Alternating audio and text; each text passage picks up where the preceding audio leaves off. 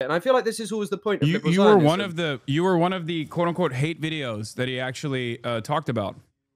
I mean, I've always found it interesting that Ethan has made a concerted decision to ignore me in favor of pulling up smaller TikTokers, even when I'd only made TikToks. YouTube, fair enough. Way bigger people he's chosen to ignore. Noah Samson, you know, overzealots, people who've made really, really good videos who he's just ignored. But on TikTok, he was pulling up like random people who made videos about him and didn't want to confront any of the legitimate criticism.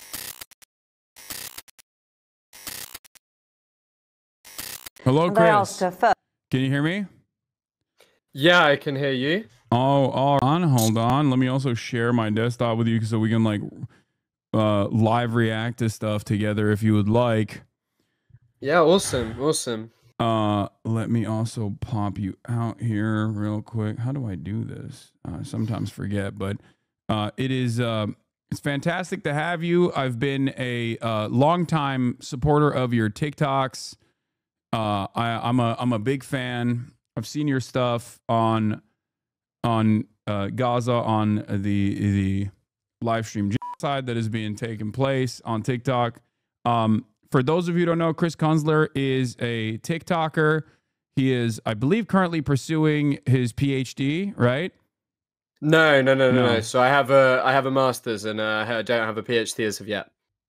Yeah, no. Are you not? Oh, you haven't started pursuing. No. I haven't begun the process of beginning one. I was going to be. I was going to take a year out to decide what to write it about anyway, and then I don't know. I plan to come to America, so that's probably not happening.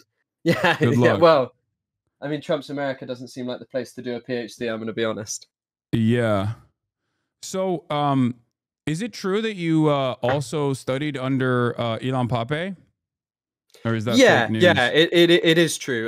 So Ilan's lecturer at Exeter, but Ilan, I think he's public about this, but Ilan is between like different countries, and he's obviously a bit of like I don't know, an international superstar in the sense of as far as that goes for Palestine related stuff, and he's all around the world. But yeah, he teaches at Exeter, and so I studied under him. I did modules with him. He wasn't my supervisor or anything, but we, you know, spent time together. He spoke at a lot of our encampments, and yeah, I did study alongside Ilan at points. Wow, that's amazing. So walk me through your journey. I feel like he's was he instructive in your understanding of the situation with the 76 years of occupation and apartheid? In a sense, definitely. I would actually say that much more before I'd actually even met him, to be honest. It was because Ilan is just like his books. I don't know if you've ever spoken to him or anything, but Ilan speaks very similarly. And his the first ever book I read was just on Palestine when I was like 16, 17. And like I couldn't really believe that what was happening. Sorry? 10 Myths? Say again. Was it... I'm saying, what was the name of the book? Like, was it 10 Myths? Oh, sorry. On Palestine is the name of the book. Oh, by, on Palestine.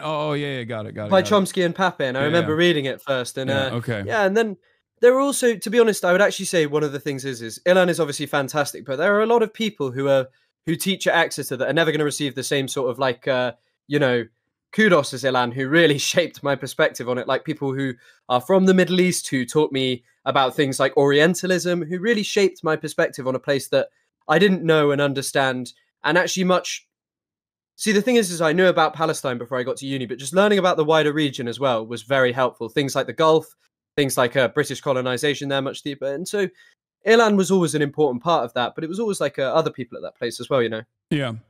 Well, you've been following closely some of the things that the back and forth that has happened with my former podcast co-host, and I believe you watched debate because there's not really a better term for it that took place on Friday, and I wanted to hear your initial assessment off of it, because there were definitely some. I mean, there was definitely some moments where we discussed Ethan's perspective, Ethan's framework, and things that he believes. I feel like it's still somewhat inconsistent with his output for the past year and a half, and I know that you've like paid close attention to all of that. So I wanted to hear what your initial assessment was, and if there's any points that you want to address from the process. Did you finish it?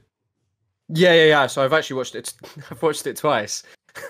Oh wow! I watched it once on stream, and then I watched it once when it was live. the thing is that for me, like, as I said in my TikTok, there's a certain element of just like the poverty of debate, you know, like you've mentioned this, you don't really debate people because what the hell is the point? It's not how you change someone's mind. Like all of those tens of thousands of people who watched Ethan shout at you, concede, and also particularly the really important thing is that Ethan conceded, right, over and over again, that a lot of the criticism which has been leveled at him in the alleged hate videos that you watched, that he actually agreed with, but he doesn't agree with it. And I feel like this is always the point of liberal you Zionism. were one of the quote unquote hate videos that he actually talked about.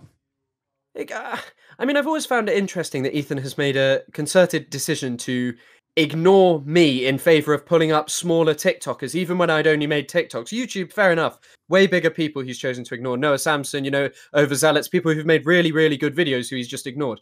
But on TikTok, he was pulling up like random people who made videos about him and didn't want to confront any of the legitimate criticism. Because according to the debate with you, he actually agrees. You know, he said that the IOF is a terrorist organization. He said the inception of Hezbollah was noble. And I think that that's kind of like the key point, because a lot of people, like the way that sort of the propaganda operates, and it operates different, I mean, it operates the same in both places, is where being accused of being a terrorist is the worst thing in the world.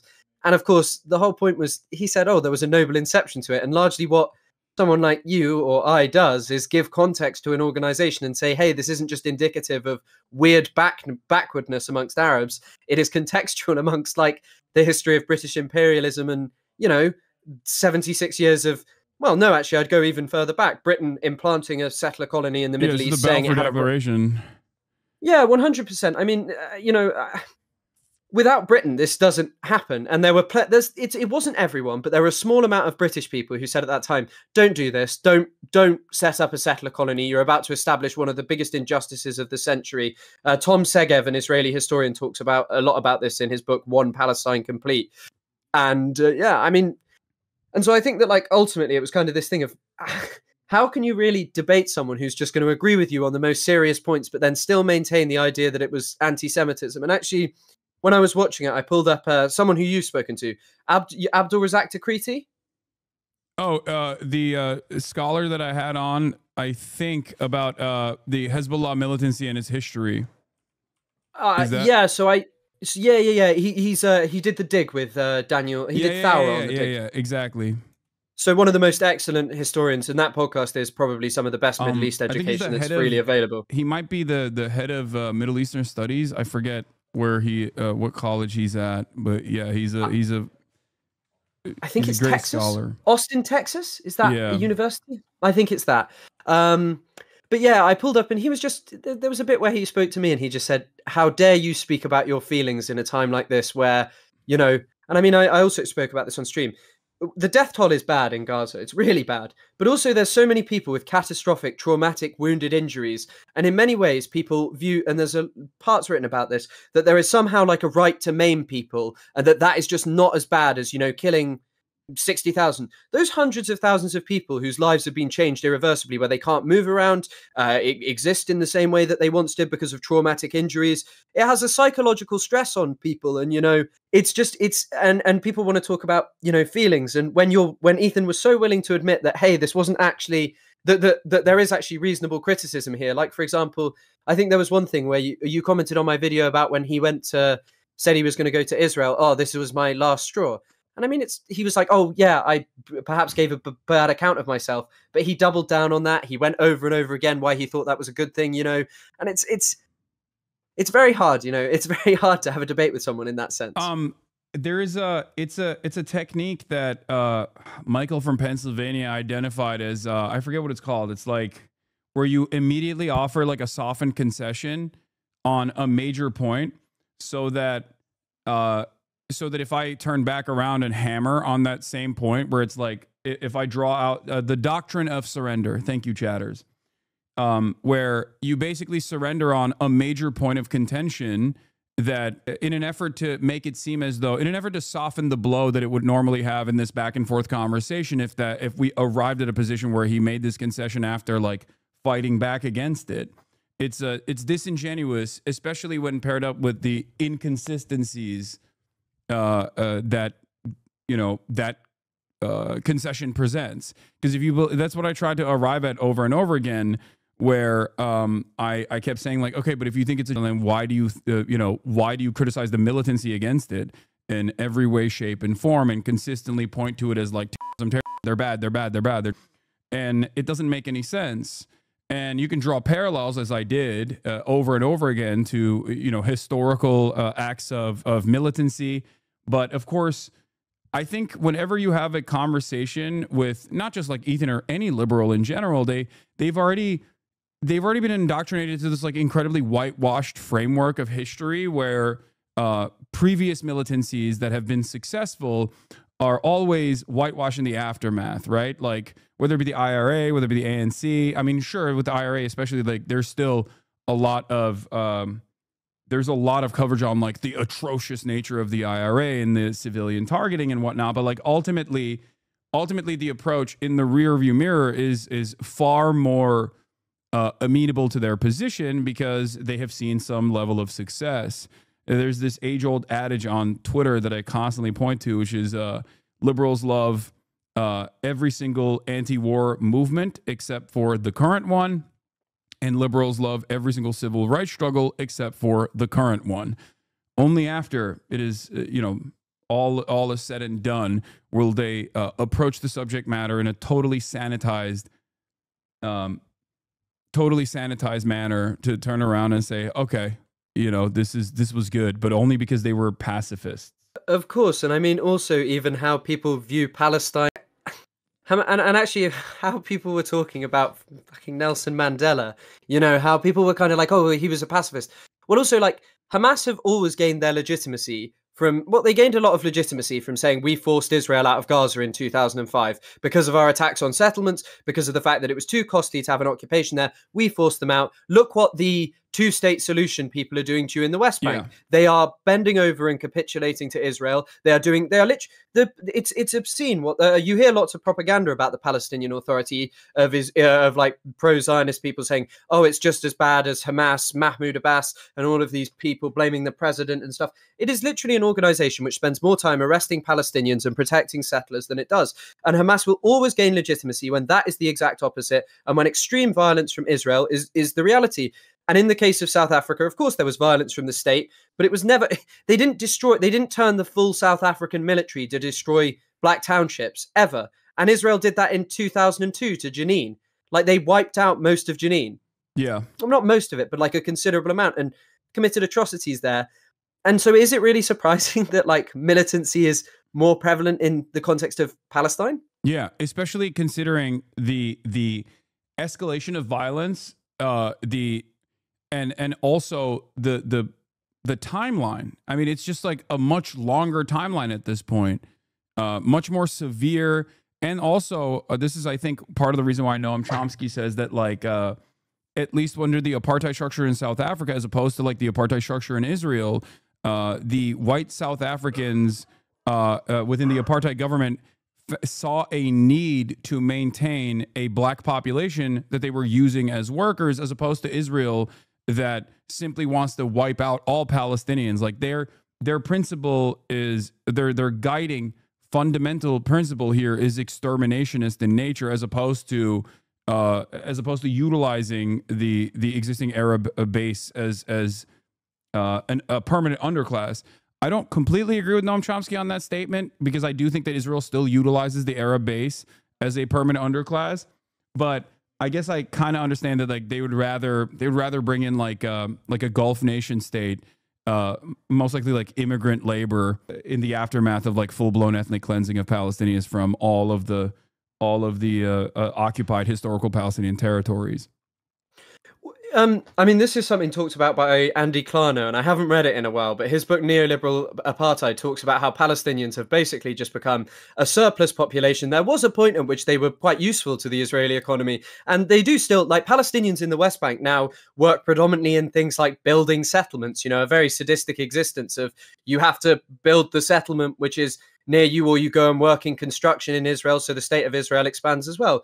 And they are just a population that is increasingly less useful to Israel. And I think that Chomsky is actually like pointing a little bit to like a niche part of settler colonialism, in that, Patrick Wolf, the guy who's like the main theorist, did not consider South Africa a settler colony, which is a pretty interesting take, because he said that the white South Africans were always too reliant on the black population, whereas Israel, from the very start, was very well. It began in really the turn of the 20th century, but they were interested in Hebrew exclusivist labor with nothing to do with the Palestinians. Get rid of them, replace them with Jewish workers, because otherwise it was going to be really hard to achieve what they ended up achieving, which is, like a Jewish supremacist state with only a minimal amount of Palestinians in it, really. Yeah, no, absolutely. So, what were some of your primary takeaways overall from like someone who's obviously pro-Palestinian and very well read on the issue, someone who studied this issue as well in college? What was your takeaway in terms of the debate overall? I think again, it's just this Orientalist thing of basically that some people do terrorism and some people do legitimate violence, where again, Ethan has said multiple times that people in Israel face crazy choices. The army is a necessity. He's proud of Hila and all of these things. And it's just kind of like, it's very hard for some people to move beyond Orientalism and to see, well, actually, there comes a certain point at which, settler colonies are not violent by their very nature. But I mean, one of the parts which I actually just ended up skipping was the sort of part about sexual violence. And I skipped it for one specific reason, which was it was so pointless, especially because it revolved around the idea that you had denied everything when the only piece of substantial evidence brought up by Ethan was about Amit Susana, that you had said at the very start about what had happened, that it was a credible accusation. Yeah. I mean, she even said that she allegedly reported it to a Hamas commander, I believe, and the commander said that they would deal with it or whatever. I have no doubt. And again, it's not implausible that this kind of thing happened. It is the key point that is to be said is that there is, sexual violence did not happen en masse systemically. And actually, there was one thing or directed by Hamas as well. Because that would also contradict why Amit Susana would even report it to a Hamas commander if she believed that there would be no repercussions for what had taken place. That actually also corresponds to another witness from a while back. I remember reading about her testimony to The Guardian in the aftermath of her release, where she talked about how there was mistreatment that took place against some of the hostages, and they immediately actually told a Hamas commander to deal with it. This was what was so consistent with testimony from most of the hostages overall, in terms of like, their recognition of an important bargaining chip, right? Like I have maintained this position over and over again as people were like fantasizing about how many rapes Hamas was probably committing towards the hostages, and when we didn't have as much information. And I kept trying to explain to people, or how they had probably killed the hostages for fun or whatever. And I kept trying to say, like, they will not do that because this is their bargaining chip. I'm not even saying that they're not going to do that from the perspective of like morality because it's the most moral force or anything like that. But simply logically, it doesn't make sense. That's why I kept repeating over and over again. Like, if they kill hostages, you'll know because they will do it on camera, or they will reveal that they've killed hostages, because it's a point to apply pressure in that situation. It's just cold hard logic in this process, right? 100%. And I mean, on this topic as well, when I sort of was talking about this, I pulled up how Frantz Fanon said that the settlers always projected their desires onto the colonized. They would always say, he says specifically in the case of the southern United States, is the white man not always saying that the black man at any opportunity would jump on the good white woman at any given opportunity? Lynchings would very often culminate with mutilation of people's genitals. In the case of Hitler, he spoke constantly about how bad Jewish boys would attack German women at every opportunity. And in fact, one of the most racist figures and reprehensible within Israeli society, Meir Kahane, there is a video of him on YouTube where he says, there are currently Arab boys hidden in cafes pretending that they have Jewish names so they can basically trick nice, good Jewish girls into dating Arabs. He also gained a massive amount of popularity, his far-right, horrific exterminationist ideology, by saying that there were a series of nationalist, like motivated by terrorism, nationalist hatred of Israel, rapes occurring at the time. And there were these rapes occurring, but it was a manipulation of like who had done it, whether it was common criminals, whether it was actually someone who was violent or whatever.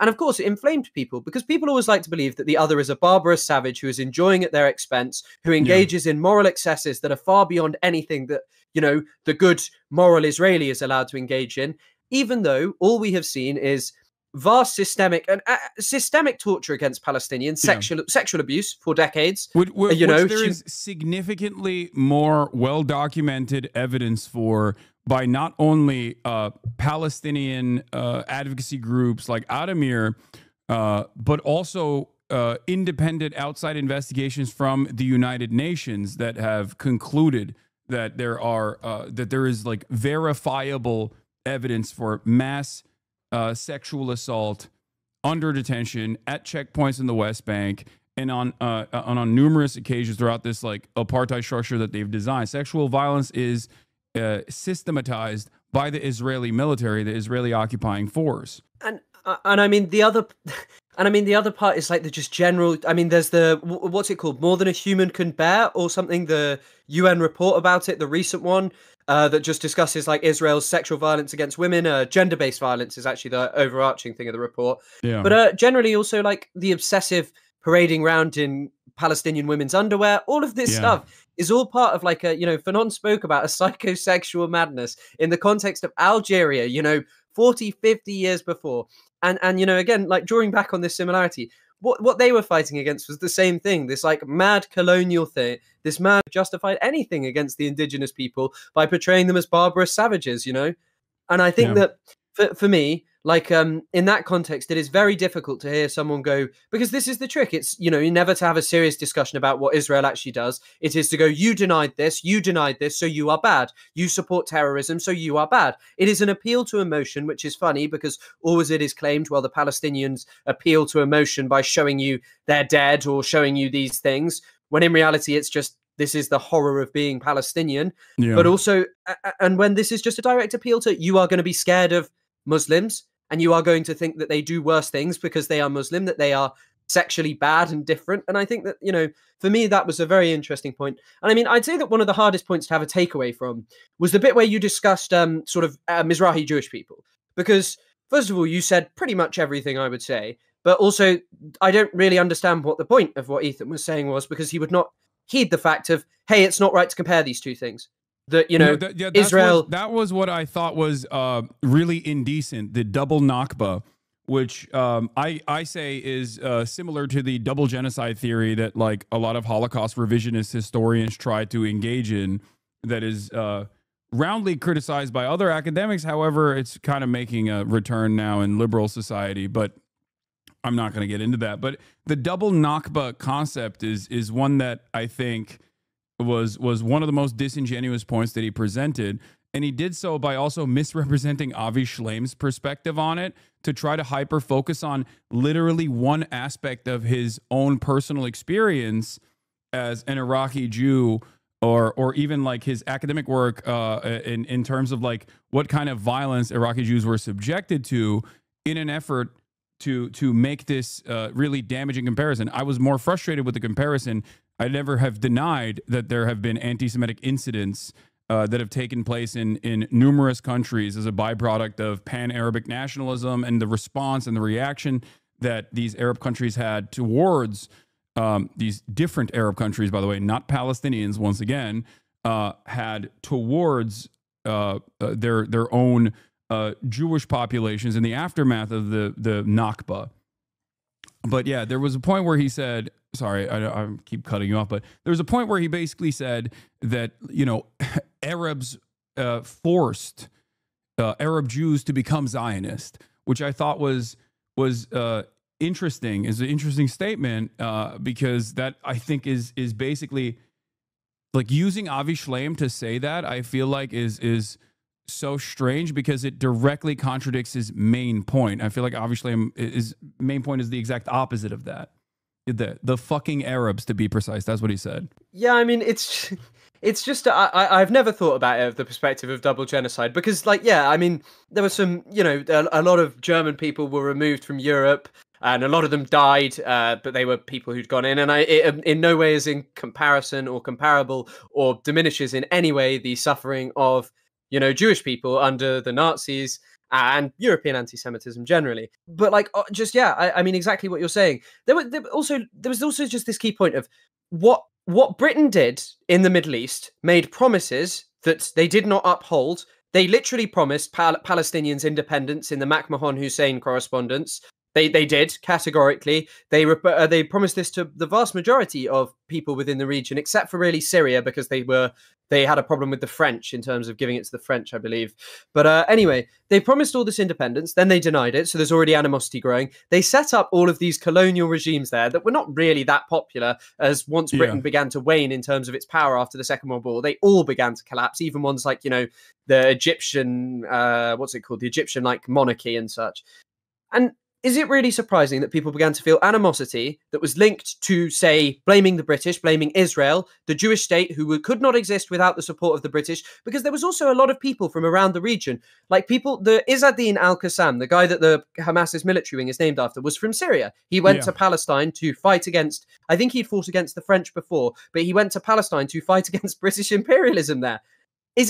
And to ignore that context, and this is always the thing, and it's the thing that like smarter people than Ethan have done, Samuel Huntington, Clash of Civilizations, all of these people, they act as if Islam is this dogmatic, unchanging religion that has existed the same way for 1400 years and is completely uninfluenced. Or they'll say, and I really hated the point about this is also another point, like the bigotry of low expectations that people give. Oh yeah, because, that was crazy. When talking about I hate when people, I mean, I can't believe he said that.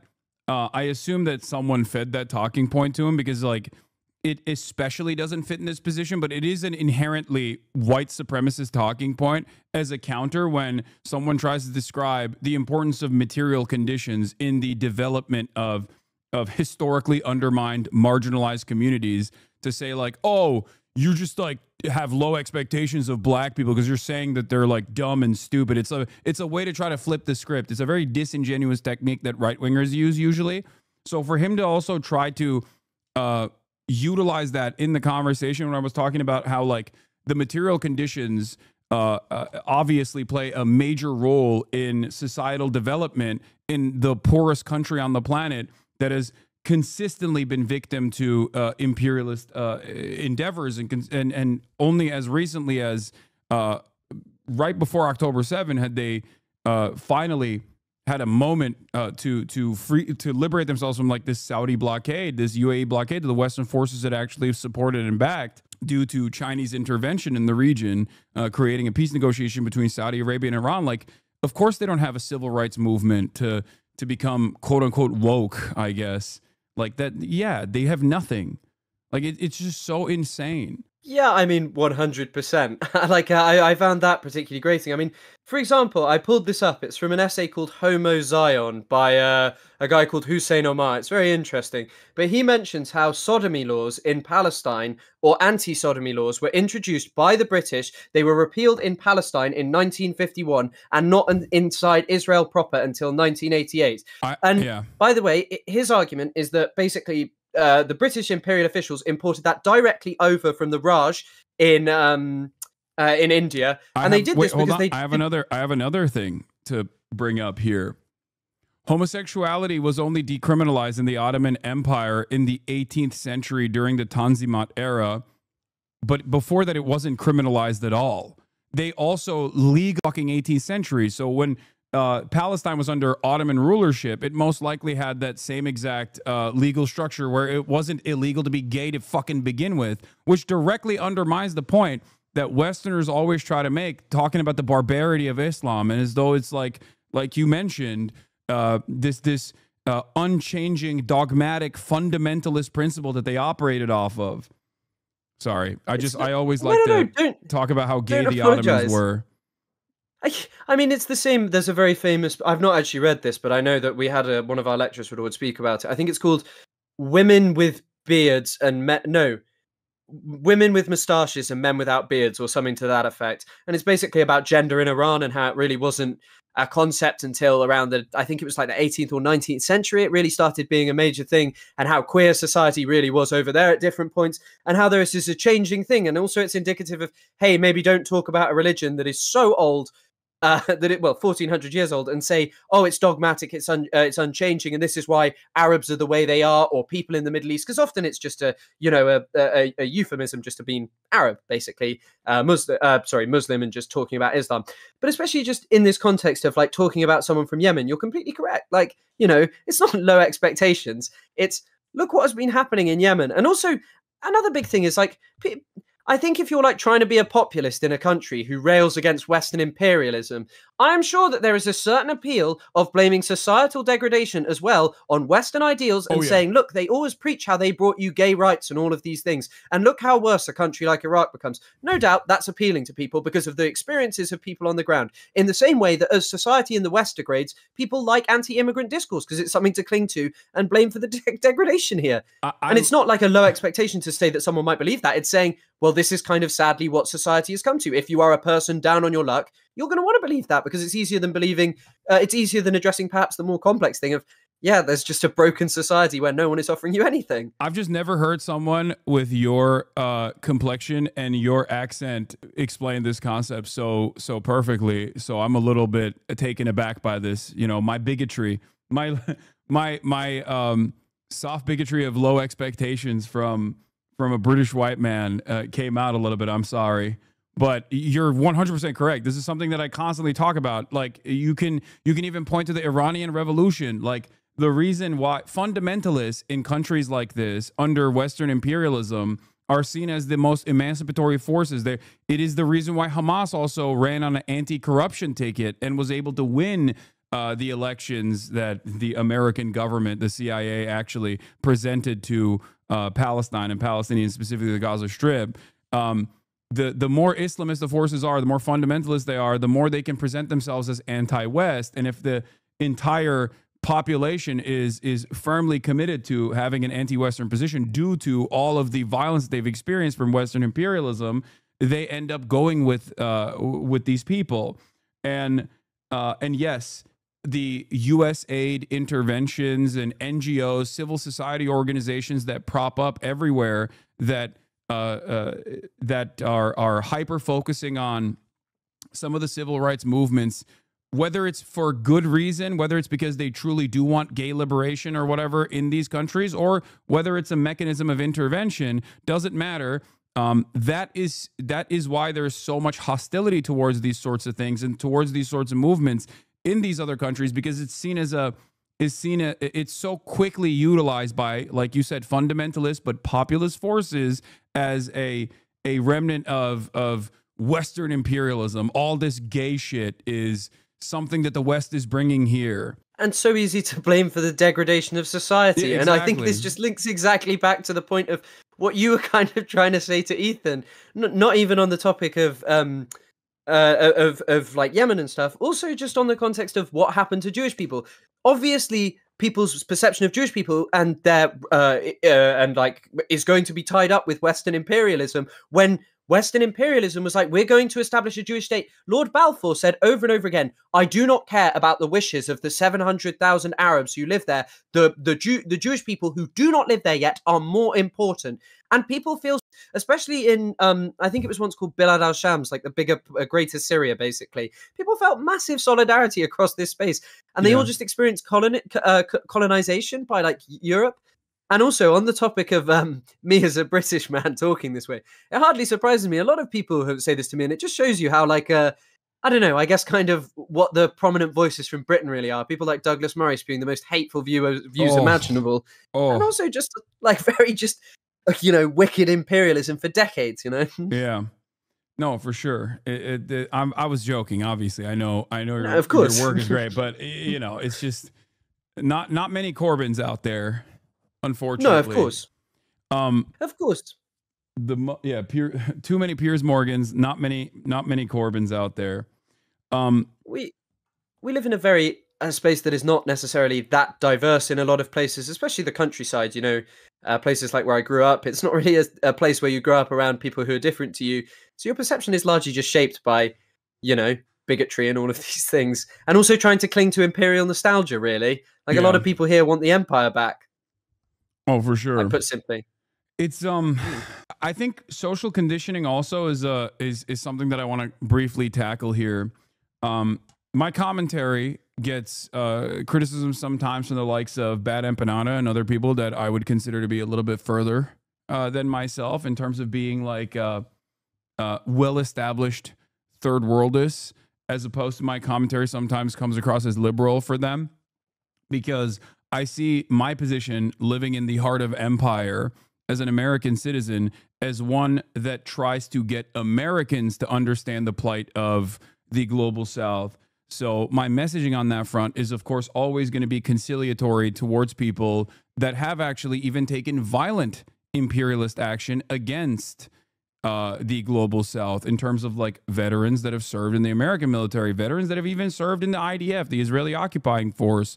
And because I understand the importance of social conditioning and how their development has been shaped by that, and how normalized that kind of process is, as long as they recognize that their actions were wrong and they work to atone for said actions and demonstrate that they have demonstrated that they don't believe these things or try to justify it,